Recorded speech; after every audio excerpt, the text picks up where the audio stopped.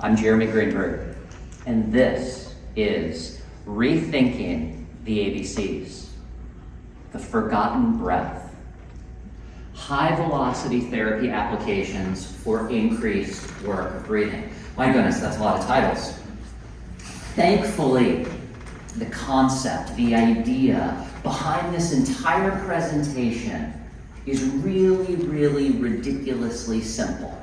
So simple, in fact, that by the end of this presentation, I promise you, no, I guarantee you that you're gonna go, duh. We played around with this idea, we pitched it to physicians, to nurses, to respiratory therapists, and they all had the exact same response. Well, yeah, that makes sense. I think I'm already doing this. Yeah, I'm already doing this. That's what we want. That is exactly what we want. We want people to understand that the idea of this is really, really simple. We want them to think, I'm already doing this, because I promise you, when we get the shareholders, the ones using the technology, I mean, to believe that they're already doing this, they're going to be customers for life. So, quick disclaimer, or disclosure, I don't know, is there a difference? Anyway, I am paid to give these talks. However, this only came about because I sought Vapotherm out. I went to them, and I did so because I am such a huge user and believer in their high-velocity therapy. And I'm going to show you why. I want everybody to close your eyes. Seriously, close your eyes, even you in the front. I want you to imagine, for those of you that were or are clinical, that you're in the midst of a busy shift in the emergency department or the intensive care unit. And this is what you hear.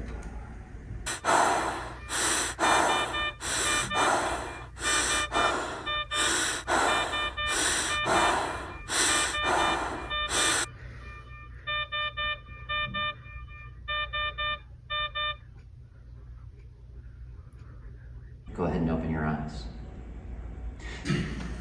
And so this was a patient that I actually just took care of. It's a 64-year-old woman, itty-bitty lady. She's got a scotch of heart failure. She's got a little bit of COPD. Her kidneys aren't that healthy. And her heart rate sure was fast. She was tacking away at 112 beats a minute. Look at that respiratory rate. 32 breaths a minute. That is almost 3 times normal. Her blood pressure is on the lower side, but she was an itty-bitty thing, and the temperature is normal. So it's not like she's screaming at us and saying, hey, I'm septic, though it's probably sepsis. It's always sepsis. And in fact, in her case, it was sepsis. And her oxygen saturation, well, that's normal. And that's normal on just a little bit of oxygen. It is obvious that this is a critically ill woman. But what's not obvious is why. What's not obvious is what do we do next? Now, we like to present cases of patients where the answer of what it is, why they're sick, is obvious. It's apparent. Even if you're not in medicine, you're like, yeah, it's probably COPD. I don't know what COPD is, but it's probably that. But that's not reality. This case is reality. The patient is sick. There could be a zillion and one things going on, and I don't know why, and it's going to take me some time to figure it out. Thankfully, as in this case and so many others where it's not obvious what to do, we've got a handy-dandy mnemonic that we can revert to. When we don't know what to do, we think the ABCs. Airway, breathing, circulation. Now, sometimes this is the CABs, but you know what? The order really isn't important.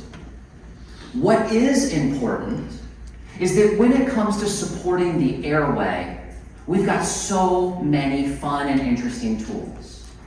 We've got nasal trumpets and oral pharyngeal airways and LMAs and endotracheal tubes and airway repositioning maneuvers.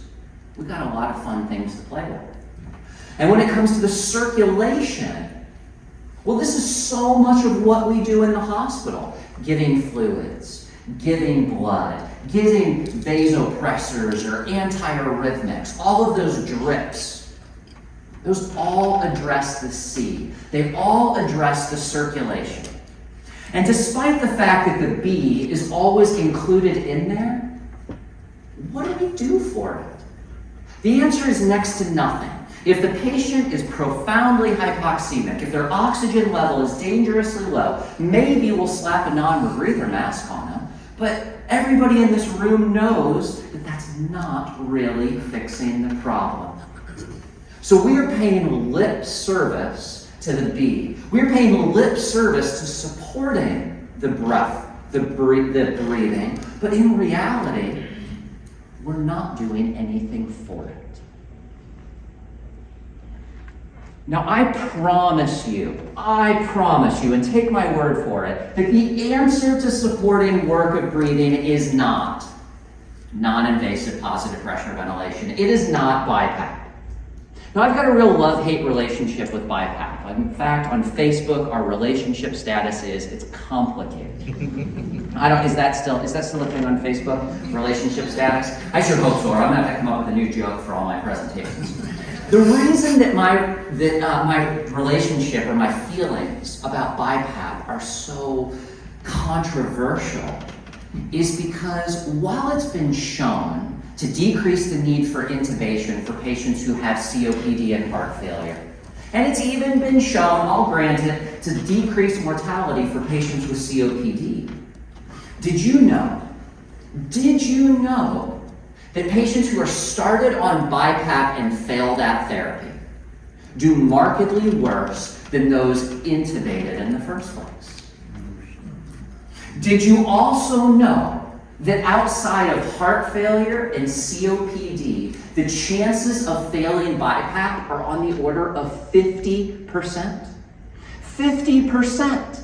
50%. A coin flip leading to a chance of worsening a patient's mortality. So this device, in my mind, and based on the best available evidence, would suggest that it has no role in the most common causes of respiratory failure. Pneumonia, ARDS, sepsis. We've got to do better. And patients don't love the mask. They don't tolerate it. A 2013 study in the British Journal of Anesthesia showed us that over 1/3 of patients do not tolerate the mask. And I don't mean, hey, it's kind of uncomfortable. I mean that putting that mask on is going hand in hand with unsafe escalations in care. Putting the patient in mittens and restraints so that they can't move. Putting them on sedative infusions so that they're completely out of it. These are ideas that just don't make good intuitive sense, do they? And BiPAP is a really, really bad idea when there's hemodynamic instability, meaning when the patient is approaching or in shock. It is going to make that even worse. Thankfully, we already possess a respiratory support device that does everything to support the work of breathing in a spontaneously breathing patient that we could ever hope for. I'm going to Tarantino this presentation for you. I'm going to spoil it for you. The simple answer is supporting all patients with high work of breathing, with high velocity therapy. It's not waiting for a diagnosis. See high work of breathing, apply the therapy. What could be easier? Finally, we have something that fills in and addresses the B, addresses the breathing. Let me prove it to you. So here's our objectives. We're going to review the impact and consequences of increased work of breathing. I'm going to describe to you the mechanism of action of how it works. And then I'm going to tell you how I use it in the vast myriad of ways in my own practice. Impact. The impact of increased work of breathing.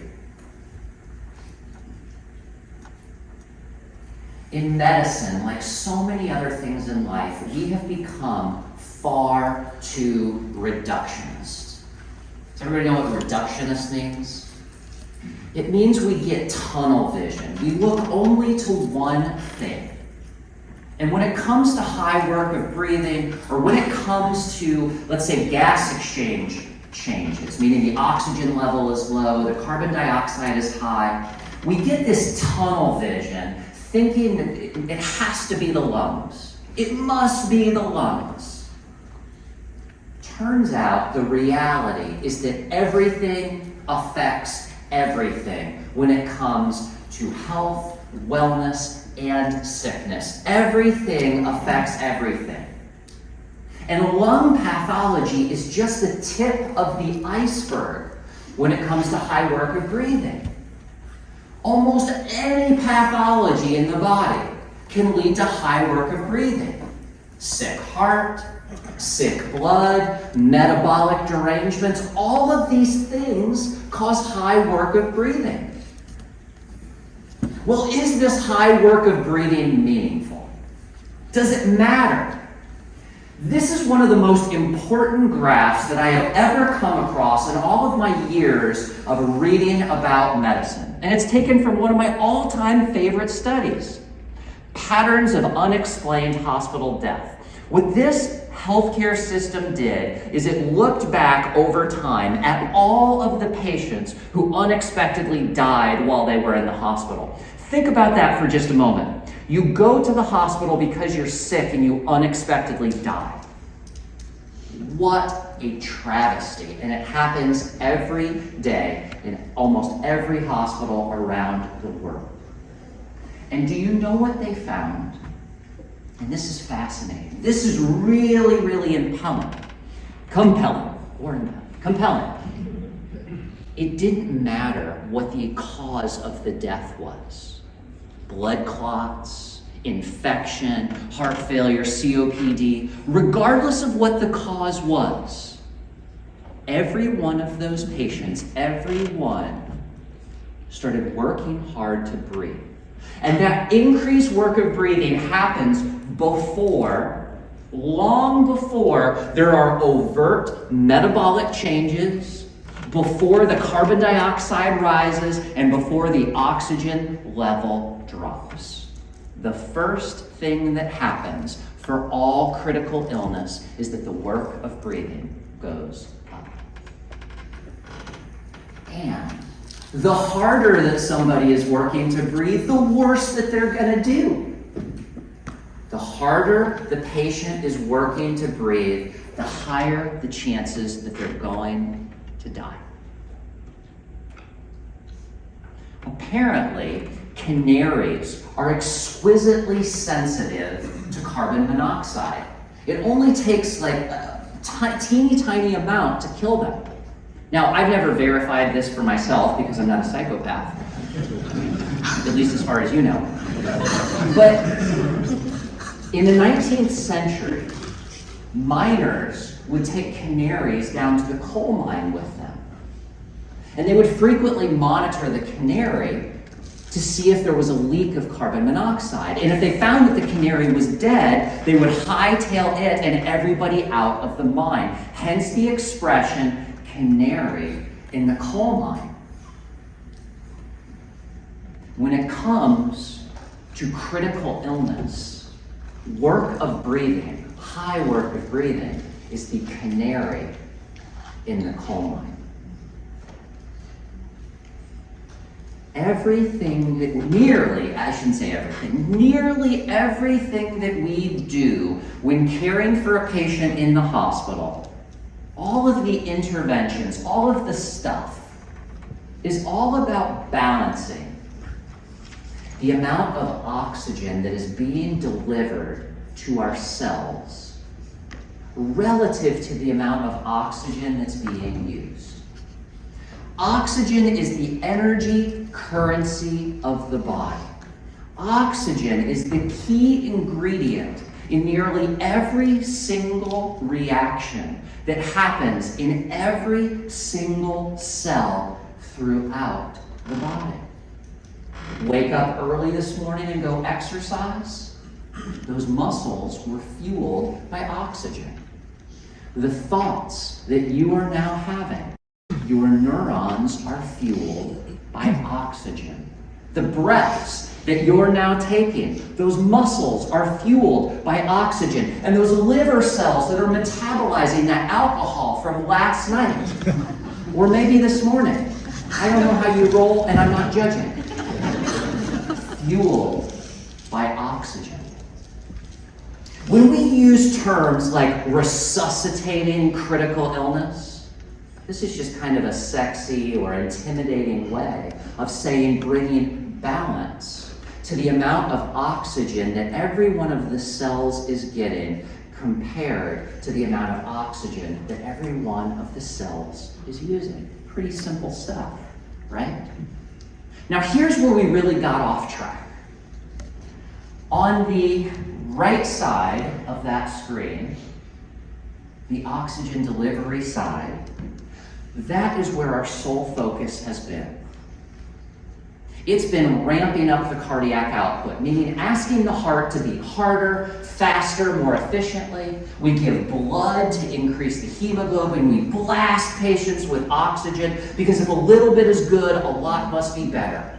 We absolutely fixate on the oxygen delivery part of this balance while completely ignoring what we might do to support, to offload that oxygen consumption. What can we do to make the cell do less, use less, feel more zen and relaxed and peaceful? How can we zen out the cell, so to speak? Here's the funny thing. We have known since 1995 that focusing solely on that oxygen delivery part of that balance doesn't save lives. This study in the New England Journal of Medicine in 1995 by Gattinoni and colleagues showed that supranormalizing, focusing solely on that oxygen delivery part of the equation, not only doesn't save lives, it is associated with increased badness because of all the complications that arise because of all the things that we do to jack up the oxygen delivery. So is work of breathing clinically important, impactful, meaningful with respect to that balance, that delicate balance of oxygen delivery relative to oxygen consumption? You bet it is.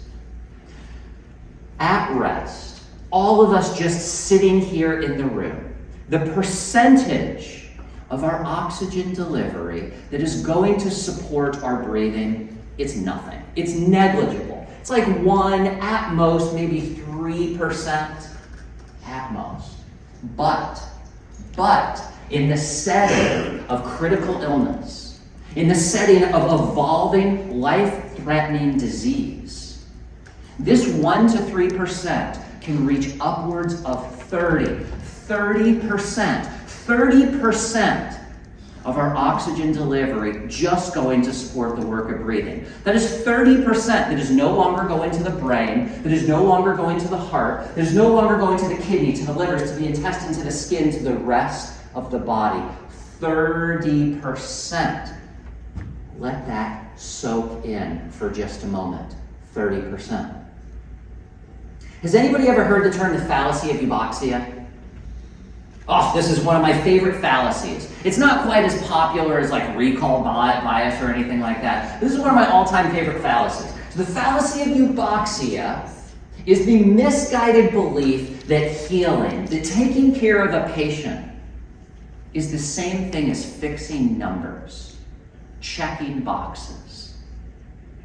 If that were true, then he who died with the prettiest numbers would win, right? But that's really not what we're aiming for. The reality is that taking care of a patient, healing a patient, has nothing to do with numbers. It's all about addressing the underlying cause, figuring out the why, and that takes time.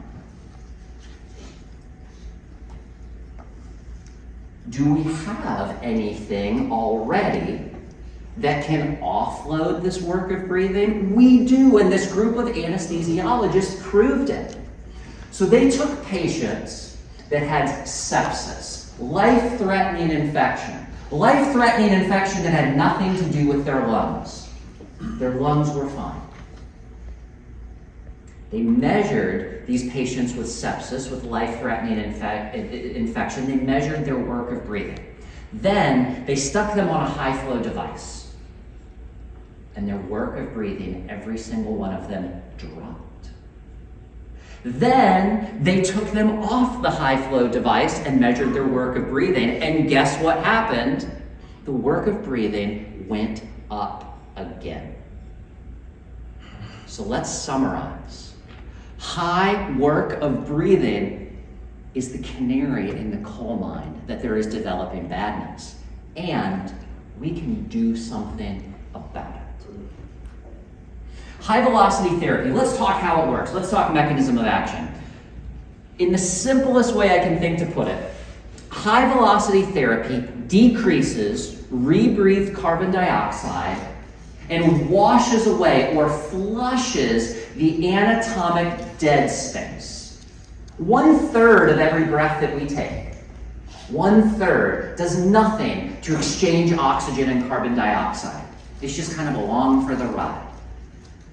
High velocity therapy flushes this away so that the patient is functionally breathing warm, humidified, oxygen-rich gas. It makes every breath more efficient at gas exchange, and when gas exchange efficiency goes up, work of breathing goes down. High velocity nasal insufflation in the treatment of respiratory failure, a randomized clinical trial. This was a multi-center randomized clinical trial comparing BiPAP versus high-velocity therapy to patients coming into the emergency department, completely undifferentiated with respiratory distress and failure. This is what the patient breakdown looked like. They had everything, just like real life. There was a little pneumonia, there was some COPD, there was some heart failure, there was hypercapnic failure. We don't really know why. They had it all. And what did they find? They found that there was no difference, statistically significant difference, between the need for intubation in those who were put on high-velocity therapy compared to those put on non-invasive positive pressure ventilation. 7% versus 13%. Now, to get the study accomplished, to get it approved, there had to be the ability to cross over. What crossover means is that a patient could be started on one therapy, and if things weren't going well, they could switch to the other. Now, high-velocity therapy was the new kid on the block, and we're comfortable with what we know. So there was no statistically significant difference. In other words, there wasn't actually more crossover, despite the fact that the bar graph looks a little bit bigger on the high velocity therapy side. But my hypothesis on the reason why there may have been a couple more patients is just because you're comfortable with what you know, right? And if it doesn't immediately look like things were going well with the high velocity therapy, I bet you somebody that's been using BiPAP for years is probably gonna go, yeah, I don't know, let's just put them back on high velocity therapy, right? With respect to the secondary outcomes, there was no difference in the heart rate, in the respiratory rate, in the oxygen saturation, in the partial pressure of carbon dioxide, or the Borg score. The Borg score, which was their capacity to tap into the hive mind. I got one titter. There's one Star Trek fan back there. Thank you. No. Patient perceived dyspnea score. There was no difference. So high-velocity therapy offloaded all these things in the same way that BiPAP did. So let's talk about how this is happening. How could it be that a device that's not providing pressure is offloading work of breathing every bit as well as a device that does? So when we think about work of breathing, we usually think minute ventilation. And what's minute ventilation? Minute ventilation stands for the tidal volume, meaning how big is the breath, times the respiratory rate, how many times you're breathing. The problem with this theoretical idea is that it doesn't take into that idea of dead space that I shared with you earlier. And remember that 1/3 of every breath is dead space. It doesn't get down into the lungs and exchange oxygen for carbon dioxide. So a more mathematically accurate way of representing work of breathing is through alveolar ventilation. Alveolar ventilation expands the idea. It includes that dead space, the inspired volume, so the breath, minus the contribution of the dead space, then times the respiratory rate. Non-invasive positive pressure ventilation, BiPAP, jacks up the alveolar ventilation through the application of pressure. It makes the breaths bigger by forcing air in. High-velocity therapy improves alveolar ventilation by eliminating the dead space. Both achieve a similar end, but high-velocity therapy does so without the application of pressure. And as Dr. Whittle explained, and as I agree with, in fact, as one of my heroes in critical care, Dr. Robert Bartlett, the inventor of ECMO, pretty impressive, right? Famously said, the only truth that we know in all of critical care medicine is that you shouldn't blow hard into sick lungs. And I would add that we especially shouldn't blow hard into sick lungs that are still breathing on their own. Now, we have spent a lot of time, we, the proverbial we, you have spent a lot of time trying to convince physicians, nurses, RTs, probably mostly physicians, that high-velocity therapy ventilates, that it blows off carbon dioxide. This study showed that in even those patients with the worst hypercapnic failure, moderate to severe COPD, high-velocity therapy applied after 1 hour lowers the respiratory rate, lowers the accessory muscle use, meaning the muscles involved in breathing, and lowers the carbon dioxide. So even in the sickest of the sick, ventilatory impaired patients, high-velocity therapy makes everything better. Well, if it works in the sickest of the sick, imagine what it could do for all of the patients that aren't there yet. Imagine the implications that it could have for improving gas exchange in those who don't have overt failure. High-velocity therapy, an advanced form of high flow. So, is it just the flow that's doing all of this magic, you may be wondering? Or what's the difference between velocity and flow? Thank you so much for asking. The difference between velocity and flow is most easily illustrated if you imagine that you're standing outside on a hot summer day washing your muddy vehicle. You turn on the hose. Do you just stand there and hold it over the car and hope for the best? No, of course you don't. You're going to be out there all day, you're going to get a sunburn, you got better things to do. So what do you instinctively do? You put your thumb over the nozzle opening, don't you? And what does that do? It decreases the surface area. Same flow of water, but now that flow of water is coming out at a much higher velocity. That's velocity. The flow is the same. The water never changed, but you manipulated the opening. And that's what our smaller bore high-velocity cannula does. This is proof of concept, proof of this concept demonstrated utilizing what's called computational fluid dynamic modeling. If you look at the little rainbow heat map on the bottom, the warmer colors, the red, orange, yellows, this corresponds to slow slower moving gas molecules. The cooler colors, the greens, the blues, this is to faster moving gas molecules. Now the picture on the left is of a large bore standard high flow model at 20 liters a minute. When we compare that to the high velocity model, exact same flow, we see that the gas molecules are moving significantly faster. They are exiting the airway, the stale air exiting the airway with significantly greater efficiency despite the same flow. Flow and velocity are different. Now, if you're like me and you're just super simple-minded and it just takes repeating the same concept over and over and over to truly get it, here I give you the same concept again in graphical form, but this is my favorite one. Now, if you're breathing really, really slow, the gray is the low velocity system, the pretty purple is the high velocity system. If you're breathing really slow, then the low velocity system does just fine at flushing out that dead space. But the funny thing is that none of us, none of my colleagues, are applying respiratory support devices for patients who are just sitting there meditating with no high work of breathing. We're using it for patients who are in distress, aren't we? And what happens when you're in distress? You breathe harder and you breathe faster. And notice that as we move along the graph, we see that as the respiratory rate goes up, the efficiency of flushing that dead space goes down with the low velocity system. Finally, this is almost done, I promise you. Finally, I want to share with you the clinical application and how I use the technology.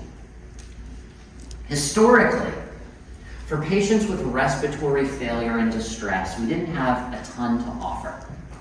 We could provide some supplemental oxygen with just a simple nasal cannula or maybe a non-rebreather or a Venturi mask or something.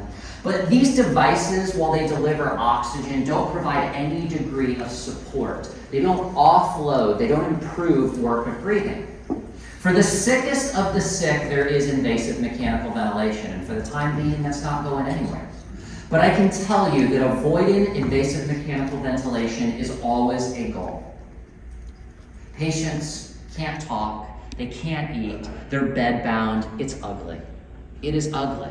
It's always going to be there, but our job, whenever possible, is to avoid it. Now, for COPD and for heart failure, there's CPAP or BiPAP, bi-level. But the evidence of benefit for this technology, again, has never extended beyond COPD and heart failure. So what do we do for everything else? Of which that is the most common reason for having respiratory distress and respiratory failure. Everything else. We have high velocity therapy. We use high velocity therapy. Going back to that idea of reductionism. Physicians, nurses, respiratory therapists, they are taught that respiratory failure comes down to one of four types. You have type 1. This is hypoxemic respiratory failure. This is respiratory failure because of low oxygen. Well, all I have to do is give oxygen and they get better, right? Or type 2, hypercapnic or ventilatory failure. This is the classic COPDer. Well, what could be easier? All I have to do is lower the high carbon dioxide, right? Now, type 3 is perioperative respiratory failure, and I promise you this only exists because surgeons have very fragile egos. And then there's type 4 respiratory failure. This is respiratory failure that occurs because a patient is in shock or is approaching shock. Can I tell you a secret? And it stays in this room. I was told you're a very reliable group. Can I tell you a secret? This is complete bullshit. This is not true at all. None of this is true. I don't know who came up with it and imagined that this was going to be clinically useful. It's not. It's not remotely clinically useful. This is reductionism at its finest. The reality is that every cause of respiratory failure has some of these. The reality is that every patient with respiratory failure has high work of breathing. And the reality is that we cannot wait until we figure out the cause to do something about it, but that is what this reductionist model would have us think and do. Let's not wait to make a diagnosis of COPD exacerbation before we act. Let's act as soon as we recognize that the patient is working hard to breathe. And let's act with high-velocity therapy. And let's act here. Let's act before there's overt illness. Let's act long before the number boxes are red.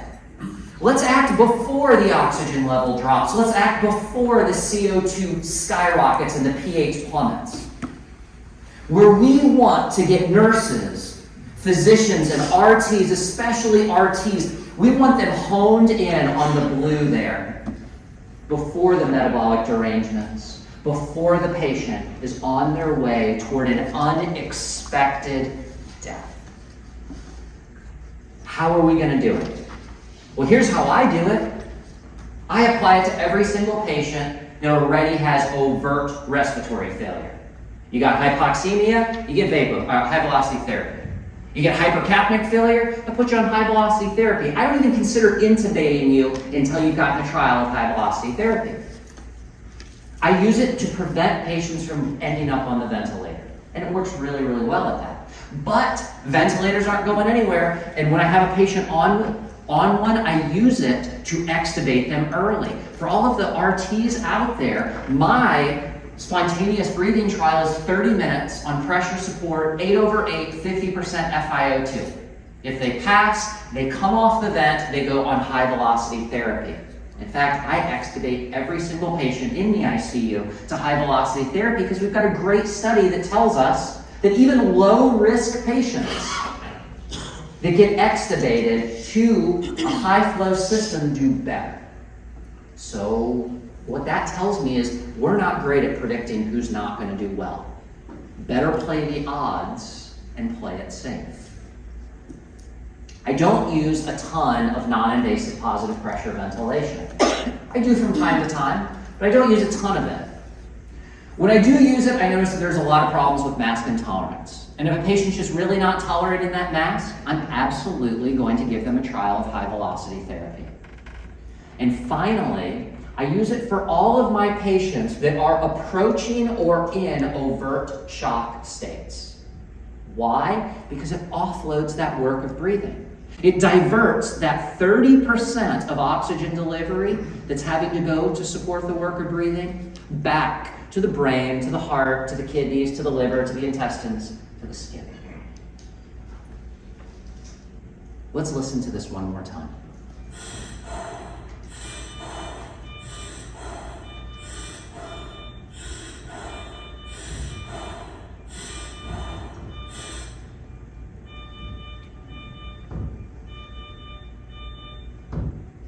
From now on, when you hear that sound,